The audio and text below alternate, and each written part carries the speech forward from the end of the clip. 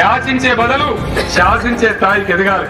కాబట్టి రాబోయే రోజులలో మనం ఉద్యమాన్ని ఇంకా ఉవ్వెత్తున పెంచి బ్రహ్మాండంగా ముందుకు తీసుకెళ్లి తెలంగాణ సాధించుకోవాలి. గోదావరి నీళ్లు తెచ్చుకోవాలి, కృష్ణ నీళ్లు తెచ్చుకోవాలి. అందరం కూడా కడుపు నిండా పెరుగన్నం తిని కంటి నిండా నిద్రపోయే ప్రశాంత తెలంగాణ సాధించుకోవాలని చెప్పి మనవి చేస్తూ